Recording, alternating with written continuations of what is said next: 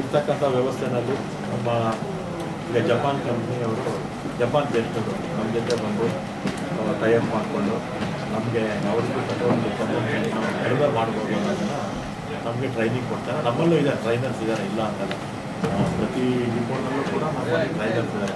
ಆದರೆ ಟ್ರೈನರ್ಸ್ಗೆ ಟ್ರೈನಿಂಗ್ ಕೊಟ್ಟು ಇನ್ನೂ ಹೆಚ್ಚು ಉಳಿತಾಯ ಮಾಡುವಂಥ ಒಂದು ಕಾರ್ಯಾಗಾರವನ್ನು 2 ದಿನ ಇವತ್ತು ಅವರು ಇಲ್ಲಿ 2 ದಿನ ಟ್ರೈನಿಂಗ್ ತಗೊಂಡು ರಾಜ್ಯದ ಎಲ್ಲ ಭಾಗದಲ್ಲಿ ನಗರದಲ್ಲಿ ನಮ್ಮಲ್ಲಿ ಎಲ್ಲೆಲ್ಲಿ ರಿಪೋರ್ಟ್ ಇದೆ ಅಲ್ಲೆಲ್ಲ ಹೋಗಿ ನಮ್ಮ ಚಾಲಕರಿಗೆ ತರಬೇತಿ ಕೊಡುವಂಥ ಕೆಲಸವನ್ನು ಮಾಡೋದಕ್ಕೆ ನಮ್ಮ KMPಯಲ್ಲೂ 4.22 ಇದೆ, 4.42 ಇದೆ.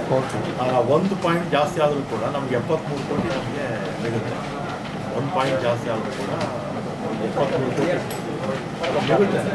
ಪರವಶಕ್ಕೆ 73 ಕೋಟಿ ಬಿಡುತ್ತೆ.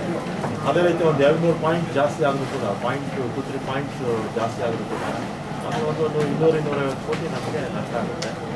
ನಮ್ಮ ಚಾಲಕರು ವಾಹನದ ಓಡಿಸೋವಾಗ ಸರಿಯಾಗಿ ಓಡಿಸಿದ್ರೆ ಮತ್ತು ಅವ್ರು ಕರೆಕ್ಟಾಗಿ ನಾವು ಪ್ರಾಪರಾಗಿ ಟ್ರೈನಿಂಗ್ ಕೊಟ್ಟು ಮತ್ತು ಚಾಲಕರು ಅಷ್ಟೇ ನಮ್ಮ ಸಂಸ್ಥೆ ಅಂತ ತಿಳ್ಕೋಬೇಕು.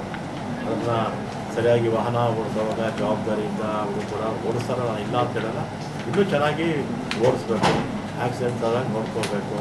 ಮತ್ತು ನಾವು ಬೆಳಿಗ್ಗೆ ಅಲ್ಲಿ 2 ಯೂನಿಟ್ ಇಂಜಿನ್ ಸೀಟ್ ಇತ್ತು, ಅಲ್ಲಿ ಯಾವ ರೀತಿ ಎಕ್ಸಿಲೇಟರ್ ಜಾಸ್ತಿ ಆದಾಗ ಡೀಸೆಲ್ ಎಷ್ಟು ಜಾಸ್ತಿ ಖರ್ಚಾಗುತ್ತೆ ಅನ್ನೋದನ್ನು ಕೂಡ ನೋಡಿದ್ವಿ.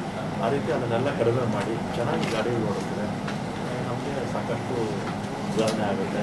ಏನು ನಮಗೆ ಡೀಸೆಲ್ಲು ಇವತ್ತು ಕೂಡ 60% ಜಾಸ್ತಿ ಆಗುತ್ತೆ. ನಾವು ಬೆಲೆ ಏರಿಕೆ ನಾವು ಮಾಡಿದ ಮೇಲೆ ಜೂನಲ್ಲಿ ಅಲ್ಲಿಗೂ ಇಲ್ಲಿಗೂ 6 ರೂಪಾಯಿ ಜಾಸ್ತಿ ಆಗಿದೆ ಡೀಸೆಲ್. ಅದರಿಂದ ಸಾಧ್ಯವಾದಷ್ಟು ನಮಗೆ ಡೀಸೆಲ್ ಉಳಿತಾಯ ಮಾಡೋದ್ರ ಜೊತೆಗೆ ಬೆಲೆ ಕೂಡ ಜಾಸ್ತಿ ಆಗ್ತಾ ಇದೆ. ಅದಕ್ಕೆ ನಮಗೆ ಇವತ್ತೇ ನಾವು ಕೋಚಿಂಗ್ ಕೊಡ್ತಾ ಇದ್ದೀವಿ, ಟ್ರೈನಿಂಗ್ ಕಾರ್ಯಾಗಾರ ಮಾಡ್ತಾ ಇದ್ದೀವಿ, ಇದು ಅನುಕೂಲ ಆಗುತ್ತೆ.